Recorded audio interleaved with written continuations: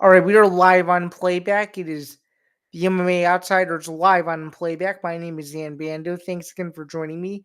I am one half of the show, just waiting on Jack Gold to join us this afternoon. It is Tuesday, October 14th. Thanks so much for tuning in. I greatly, greatly appreciate it. It's a new week in the world of combat sports. It is also a brand new week. Just overall within the entire ecosystem, if you will. So, without further ado, I'm looking forward to getting started as he joins in right now and is getting his audio equipment set up. So we can't quite see him on screen. There he is. There he is. Oh, could you hear me? Yes, sir. Let's go. How are you? Good. We're running around. Just picked up my dog from the vet. He cut his paw on some branches this morning. He had to get 2 stitches, but he's laying down, feeling all good now. It's good to hear, and I'm sure that that was a travesty in the very beginning, when you first learned of what could be involved there. But I'm glad to hear that the pup is doing as well as he can. Yeah, for sure. Also, I see you repping the Illinois orange. I'm repping the Illinois orange. What's the what's I didn't know you owned Illinois merch. What's the connection to my alma mater, if you will? You may have went there, but I spent about every weekend there for 2 years from 2021 to 2023, and it was the time of my life. I loved it. 3 of my best friends went there, lived together. It was a good time. Man, now I almost regret not knowing you during those years because 2021 was my senior year, in fact, and I'm very glad to hear that you enjoyed champagne just as much as I did. That's very cool. Oh no, it was a good time. Shout out the Phi Psi guys. They're bad stigma in frat house. Those guys are good guys. They were all very nice and lovely people. Yes, sir. It's great to hear. Before we get started into talking about the crazy world that is the world of combat sports, I would be remiss if I did not shout out our good partners over at Novig. Novig is our main sports prediction market, sponsored across the ETB network. So without further ado, here we go. The MMA Outsiders is powered by Novig, America's number one sports prediction market, available right now in 35 states, including California, Texas, Florida, Georgia, and New York. And of course, because we're both from Illinois as well, I know that you're 10 times more likely to win long term compared to a traditional sports book because you're playing against real users and not just the house. Sign up today and use the promo code ETB Network. That is ETBNETWORK for exclusive bonuses. With that out of the way, Jack, are you excited to begin another episode of the MMA Outsiders? I can't wait, and it is a big week of fights. Let's go, Sam. Yeah, it's a big week of fights for sure. So I guess that's the perfect segue to get started and everything. Let's start it though with what took place down in Rio de Janeiro, Brazil this past Saturday. Shawty's, do Bronx. Yes, sir. And you did it with the voice inflection almost to near perfection. I'm pretty impressed. I love Charles Oliveira, man. I was a happy camper this weekend. Yeah, I was a happy camper too because I, sir, if you remember correctly, accurately predicted that he would win with the second round submission, and sure enough, he You did. did. You did. You were right. You were also right about Davison Figueiredo. That was a great pick. I sure was. although, although it looked a little scary, I thought his split decision was a little crazy, but uh, but I guess we move on and we conquer, right? At least the judges got it right. You may have gotten it right on that one, but overall, Jack Gold took the W's this week. Yeah, We only sure. had 2 L's with Montel Jackson and Stuart Nickel. We both had Stuart Nickel wrong. But I want to toot my horn a little bit. That Con Offley pick, I felt like I was reading people's minds right there. Yeah, you got it. You got it right. And speaking of, I'm pulling up our full standings now to make sure that I didn't make any mistakes because I know for sure I went 7-5. I And I went struggled. 10 and 2. I struggled a little bit. You I made a pivot day of the fights when I saw Lucas Almeida's hand. I changed to Michael Aswell. That was documented. And Stuart Nickel and Montel Jackson are my 2 losses of the day. Yeah, that sounds exactly right. So congratulations on your 10-2 clip, beating me by a couple. I'm a little bit disappointed. Low key, I thought I'd do a little bit better after my banger week in Las Vegas the week before, but I guess we take one on the chin and we keep rolling. Which pick would you say outside of Awfully that you're the most proud of? Most proud of, I was pretty pumped, I can't lie, about Charles. I was really happy about that. I think the Mario Pinto pick, I think that was a good underdog pick. Um, yeah, I think those two. I like those two. Yeah, no doubt, and you definitely did have some good picks for sure. I, on the other hand, did a rough start, but a better main card. But I guess that's what that's what happens when sometimes the predictions, if you will, don't go the way you expect. But obviously, we're going to get to more of those on Thursday. But talking about the fights themselves. Charles Oliveira obviously looking very impressive against the late replacement in Mateus Gamrot looked like he didn't skip a beat. I was very, very surprised with how good Oliveira looked, especially because you and I were a little bit concerned with his very, very, if you will, his very, very quick turnaround after losing to Elliot Taportia. What did you think of the fight? I want to shout out Bedtime MMA because this is a quote from him. The lion does not concern himself with getting knocked out. The lion does not concern himself with losing. Charles Oliveira did not care, was taking clean shots to the chin, did not care, marched him down, heard him, got him down, shooting clean double legs. Oliveira's wrestling looks very heavily improved. It makes me very nervous for Max Holloway if that fight happens. But man, I think Charles Oliveira has looked the best he's looked since he fought Beneil Dariush, and it's probably his lowest level competition besides Michael Chandler that he's fought since Beneil Dariush. Yeah, that's interesting that you mentioned that as well, and I do think an Oliveira Holloway rematch would be very interesting. I don't know who I would pick. I think it would depend on which versions of both guys show up, but I think if they were to make that fight, it would be very, very interesting. Again, I don't have an early pick on it, but I think if the UFC is down for it and if it's interested in it, I think they might as well run it. What do you think? I think that's an awesome fight, but I am a Max Holloway stan, and I think Charles Oliveira would beat him. So I don't know how I feel about that. Okay. And if the fight were to happen, if you were playing with a crystal ball, where would you have that fight take place? I mean, I would love to have it take place in Hawaii, but it would never happen. So I think that's a good White House card. Like, if we're talking about we need big fights, we need big fights on this White House card with some of the stuff lining up. I think Max Holloway versus Charles Oliveira for the BMF feature fight. I think that's a nice main card addition. Yeah, I think it's a nice main card addition for sure. And I would very much be in tune to that fight if it were to occur. Let's let's briefly shift gears though for just a second.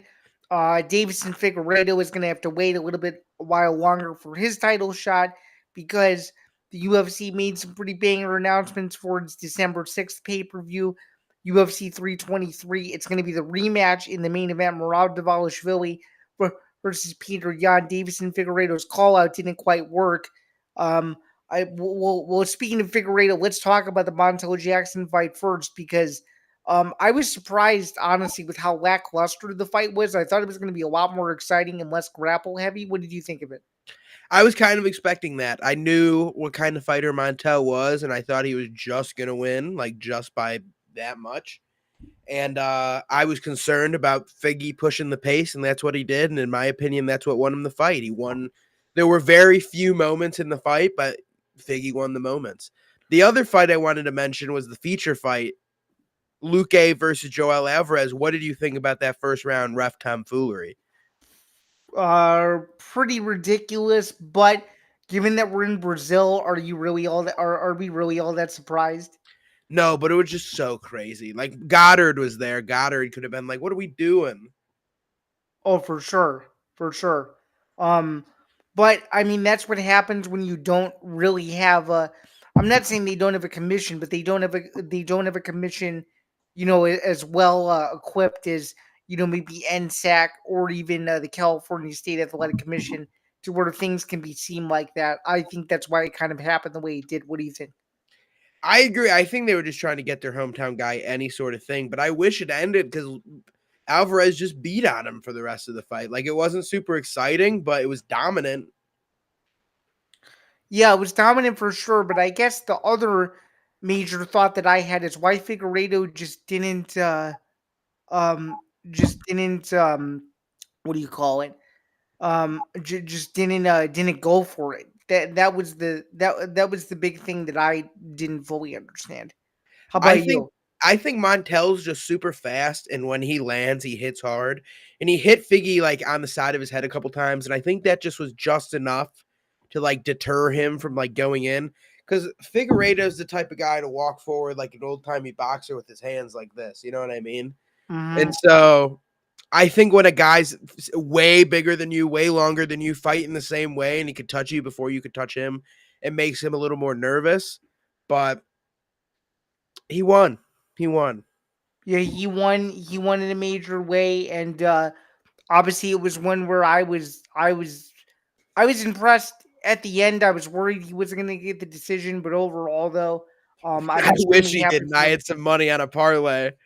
Oh, you did, I had Montel by decision. Ooh, and that's what blew your parlay up. blew it. That was a 5-legger, 4 legs hit. The final leg was Charles by finish. Well, I feel bad for you, but in a sense, though, I kind of don't feel bad for you because you picking Montel Jackson clearly shows that you went against the numbers of how good Brazilian fighters are at home. So um, You're right. that's one that you may need to keep in the back pocket for next time. Usually, when it's these international cards and it's heavy on the country that the card is in, I usually don't pick against the natives. So. I agree. I try not to, but like there's gonna be some that fall. Ricardo Ramos fell, Almeida fell, stuff like that. But if I hate to say, I really want to talk about these fight announcements for 323. It is a loaded card. Yeah, go for it. Where would you like to start? I mean, you kind of covered the main event, and call me crazy. The title fights aren't what like kind of are interesting to me. They are, but like Murad versus Peter Yan, fun rematch. I think probably the most competitive fight besides Umar you can make in the division. I think it'll be fun. Mm-hmm. We've got Alessandre Pantoja versus Josh Van. We knew this fight was going to happen on this day, but I love Josh Van so much. He's so fun to watch. Do I think Pantoja wins? Yes, but I think this is going to be an awesome 48-47 decision fight. But the fight I want to talk about, the fight that me and you were teasing a little bit on the air last week, officially announced Henry Cejudo's retirement fight versus Peyton Talbot, 323. They want to make the winner, which if Cejudo's retiring, they want Talbot to fight Malcolm Wellmaker at the White House. What do you think? Speaking of Wellmaker, Surrey City just pulled out as well, so they're looking at a new opponent. Yeah, that was a bummer to hear. What was I gonna say? Can you kind of rephrase your question because you kind of threw a lot at me a little I bit. did no. I was just saying, like we were able to tease a little bit that Henry Cejudo Peyton Talbot matchup, and this is Henry's retirement fight. Like, what do you think about the matchup? What do you think about the fight? What do you think? Sure. So obviously, it's a big step up in competition uh, for um, for Talbot to fight a former two division champion in Cejudo. Before I get into more of the X's and O's of the fight, Jack, did you see the very weird, very odd, I guess, number nerd UFC stat that makes this fight super like interesting, No, or am I going to break something to you that you don't know about? you're gonna break something to me that I don't know about. So if you look at the UFC's number lineage history, are you following me so far? Following So the very first ever ESPN UFC event, I'm gonna ask you a trivia question now. The very first time the UFC was ever featured on ESPN, who headlined the card? Henry Cejudo versus TJ Dillashaw. It's very good. And now on the final ESPN Plus pay per view ever, Henry Cejudo is a part of the card. Isn't that weird? I think that's pretty cool. I can't lie. And it's his last fight ever, supposedly. So Okay. Well, in terms of the fight itself, I think Peyton Talbot is an uphill battle, but he does have a few things going for him. First off, Cejudo is much older. He's no longer the champion anymore. He's faltered in his last couple fights. Did not look very good back in the late winter, early spring in Seattle. This is one of those fights where Talbot can really make a statement and beat easily the biggest name he's ever fought, and more than likely make it look easy if he's not careful. So I agree. It's just one of those fights where it's like it's kind of crazy that Talbot's getting that matchup, in my opinion, just because it's like you just lost to Barcelos and had a close decision win over to Felipe Lima. And it's like Henry Cejudo is a different monster, man. He's good, but like he hasn't been wrestling. So if you're about to try to outstrike Peyton Talbot, I get the matchup. yeah, I get the matchup too. The major question that I have going into this fight though is will will Talbot's excitement of fighting a former champion get the best of him so much that he'll forget that he has a job to do and he'll be in so much aura of fighting a legend that he'll forget that he needs to go in there and put on a show. Because that's what I'm a little bit worried about. I'm a little bit worried that we're going to see a repeat of what Robbie Lawler's final fight was, where Robbie Lawler just went in and made it look super easy and no one batted an eye in Robbie See, Lawler's last fight. I can see that, but the other thing is like if you've been paying attention to social media, Peyton Talbot and Henry Cejudo have trained together before. And they've both posted on their stories of them together at the top of a mountain saying life can be wild. So I think it'll help Peyton having already sparred him. Yeah, I mean it could help for sure. I guess to kind of pivot a little bit out of all the fight announcements, I'm just gonna be honest with you. You have to give me a little bit of credit here because I told you 2 weeks ago that the UFC would not end the ESPN Plus era with a flyweight headliner, and they're not doing it. So got to give me you got to give me some credit there, and you also have to give me some credit to where I told you that there was no way that there was no way in the world that they wouldn't give Marab what he wanted after he made his request, and sure enough, they did. Yeah, no, sure enough, they did. I'm excited for this card, man. Like Jan Blachowicz versus Bogdan Guskov, fun fight. Faraz Ziam versus Nazim Sadikov, fun fight.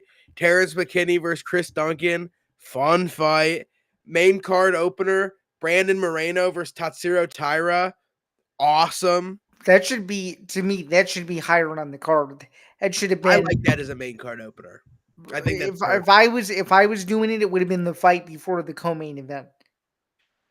I Because just Brandon it could Moreno's a be. former champion. That's It why. could be, but they like putting a fight in that first fight that sells the card. It's like that, oh my God, this is the first fight. And I think the only two you put the first fight in is the original first fight was going to be Terrence McKinney versus Chris Duncan. This fight was going to be on a different card, and then they signed for this card and pushed them to the prelims.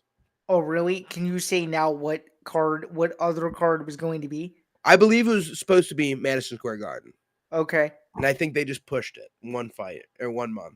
Okay. Speaking of Madison Square Garden, now that we're a month and a day from it, are you going to the event?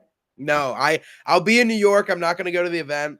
It's so expensive, and I am broke as shit. So, if anybody wants to sponsor me, I did. By the way, I did enter in a giveaway, and if I win the giveaway, I'll give you the tickets.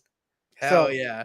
If anybody wants to sponsor Jack Gold MMA and Zambando and the MMA Outsiders to go, hey Novig, toss your boys like $2,000 and we'll be able to go to the event.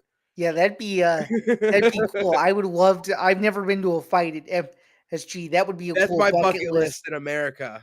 Yeah, I've never. I've seen the foyer of the venue. I've been in the foyer a few times, but I've never actually been to a live sporting event in the building. So I only hear it's unbelievable. Yeah, So Novik, we make great content. We'll do great stuff for you. Sponsor the boys to go to UFC 322, headlined by Islam Makhachev and JDM. But we saw a feature fight added to that card: Sean Brady versus Michael Morales. What do you think about that one? it's a high octane fight. Michael Morales just keeps fighting studs. I mean, look at who he fought in his last fight, and of course, Sean Brady's no slouch either. I think it's one of those fights where it's a welterweight gatekeepers fight in one. Am I wrong? Am I wrong in saying that? I wouldn't say gatekeeper. I would say whoever wins this is like next up because I No, no, don't. no. Gatekeeper in the sense that no one has wanted to fight either of these guys. Oh, agreed. That's what I. Agreed. That's what I mean by They're that. like the two boogeymen. It's like Sean has been calling out Shavkat and Ian and everybody in the top of the division, and Ian decided to fight Bilal, which Bilal knocked out Sean Brady, but I would say Sean Brady's probably the more difficult matchup. I do too. And Michael Morales has been on a roll, And no, hurting. and no offense, not to pivot to that fight, but I think I think you're going to get one of the most dangerous versions of Ian Gary we've seen in quite some time. I don't think that's an easy fight for Bilal whatsoever. I think I he's going to don't have to be either. very careful. I hope it goes well, but I'm not. I'm hoping because it's in Qatar, we get a nice decision. But the Morales fight, Morales is so dangerous on the feet and could really hurt you, and so much larger than Sean Brady. I think if Sean gets him on the ground, like it might be wraps immediately. But if like he can't, it's gonna be a long night on the feet, I think. Well, be that my big question though, just kind of looking ahead to the end of the year. I mean, now that we have some of these cards filled up, I mean, I don't think there's any sort of way of looking at this other than the fact that the end of the year has a chance to be really good. I don't even think it has a chance. I think the end of year is about to be freaking awesome. Like if we're just looking at like UFC 322 on Tapology, because we've got Qatar. We talked about Qatar. Not too excited for that one. It's okay. It's whatever. It's okay, but at least it's during the day card, and the main event is really good. Yes, agreed. But it's like Madison Square Garden from bottom to top right now. The earliest fight on the card: Roman Kopylov versus Gregory Rodriguez, Bo Nickel versus Rodolfo Vieira, GM3 versus Kyle Dawkins, Angela Hill versus Fatima Klein. A fun women's fight. Bastin Gersu Sakai. A lot of fight of the night, and Yeah. you haven't even gotten to the middle of the prelims yet. No, Basinger Susakayev, and then a main card, and then the featured prelim Aaron Blanchfield, Tracy Cortez, with a main card of Sean Brady versus Michael Morales, Beneil Dariush versus Benoit Saint Denis, Leon Edwards versus Carlos Prates, Wei Lee moving up to fight Shevchenko, and JDM fighting Islam. I mean, that's the card of the year, in my opinion. And do you want to know what's even crazier about all those fights you just said? Huh. Every single fight has one thing in common. Do you want to know what that is? What is that? Every single fight is a chance to potentially be a finish on the Yeah. on that main card, which is even crazier. When's the last time you could say something that definitive a month out from a card, and every single Yeah. card is a chance to be a finish? I don't know what. Like, if we're just looking from the events now to the end of the year, we've got Vancouver, which looks like a fun fight night. We'll talk about more on Thursday. Right, exactly. We've got UFC 321, the most lackluster pay-per-view for the rest of the year, and it's still okay. Yeah, but at least the main event is extremely Yeah, important, though. main event's awesome. Then we've got low-key 2 stinker fight nights, but there's some fun talent and fun fights on these. Given how much of a hardcore you and I are, some of those fights without mentioning them, I think you and I are probably interested in, right? I'm very interested, but I'm saying to the general public, like they don't know who David Onama or Steve Garcia is. I'm pumped for that fight. That one's going to be super fun. Don't No, get me I wrong. like it too. It's a good fight. But and then I Bonfim don't versus know Randy Brown. the That's only. not a main event. I mean, the only thing I don't really agree with is the is the Onama fight being a main event, but it is what it is. I'd rather that be 5 rounds than Waldo versus Ante Delia. You know, I think it'd be more exciting. Fair enough. And then the next fight is Bonfim versus Randy Brown. Weird main event. It shouldn't be a main event. That's like an Apex co-main. However, I like seeing 2 young guys who are dangerous have 5 rounds. I think that'll be fun. And there's some good fights on this card too, like Ricky Simone versus Howney. We've got Adrian Yanez versus Christian Quinones, Jamal Emmers versus Hyder Emil. Like, it's some good stuff. I don't understand how Emmers versus Emil did not end up on Madison Square Garden. That would have been fun. Because it was originally Emmers versus Bashi. Bashi just pulled out. Oh, that's right. Yeah, you're right. You're right. But and then after that, it's literally we've got Madison Square Garden. So we've got two okay Apex fight nights. Madison Square Garden, Qatar, which is crazy. Arman versus Dan Hooker main event. Bilal versus Ian Gary co-main. Spivak versus Gaziev feature fight. Awesome. Hermanson and Miktebek Orobai meeting at 170, like the most random fight of all time, but I'm pumped for it. Volkan Oezdemir versus Alonzo Menafield. Someone's getting slept in that fight. That's for Yeah. That's Horiguchi versus Ulanbekov. Awesome. It's a good card. It's a very good card. Yakyayev versus Rafael Cerqueira. Alex Perez versus Asu Elmabayev. Felipe Lima versus Daniel Marcos. Like, this card is ridiculous. Bekzat Almakan versus Alessandro Topuria. Luke Riley versus Bogdan Grad. Like, what? Like, that's a pay-per-view. If that had a title fight on top of it, that's like, oh my God, that's a crazy pay-per-view. Yeah, it's probably the most stacked fight night probably of the entire year. I think it tops any fight night that's ever that's happened this year. And then the week after that, or 2 weeks, we have a break. We've got 323, Marab versus Peter Yan, Pantoja versus Van, Cejudo versus Talbot, Jan Blachowicz, my Pookie King, I love him to death, versus Bogdan Guskov, Mansour Abdul Malik versus Chikoli, Faraz Zian versus Sadikov, Brandon Moreno versus Tyra, Grant Dawson versus Manuel Torres, Terrence McKinney versus Chris Dunson, Marvin Vittori versus Bruno Fahet. Like, these cards are insane. Like, that's another card where it's like every fight could be a finish. And then could you imagine if they stacked the Royval Cop card? How good that last card could be too? Like, which they probably won't, but we could dream. We could dream. Like, is there any? Let's see if there's any fights announced on there right now. I don't know if there is. Oh, there's a couple. We've got Brandon Raval, Manel Kopp. That's the main event, by the way. Yep. Cesar Yolan Jacek versus Cesar Almeida. That's fun. And we've got some stinky ones here too. Don't get me wrong. We got Sean Sharaf versus Steven Asplin, my boy. Yeah, do we really think Asplin is a shot in that fight or no? I think Asplin runs through him. Sheriff is bad. Okay, fair enough. Alan Fry versus Guillermo Pat, whatever. Teresa Blada versus Jamie Lynn Hirth, whatever.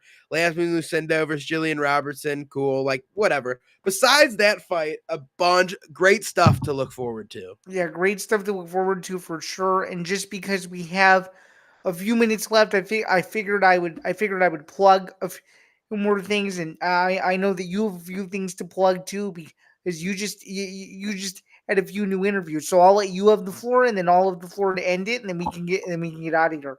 So in about 30 minutes, it'll be on YouTube, but you could go on Jack Old MMA as well. We have a fight week interview with Dangerous Davey Grant. He's in the featured prelim this weekend versus Charles Jourdain in Vancouver.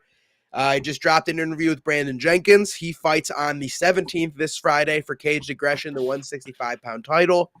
We have an interview with Reese Baby Goose Watkins. He's always awesome and fun to talk to. That video, my first 50K view interview ever, so that one's pretty cool.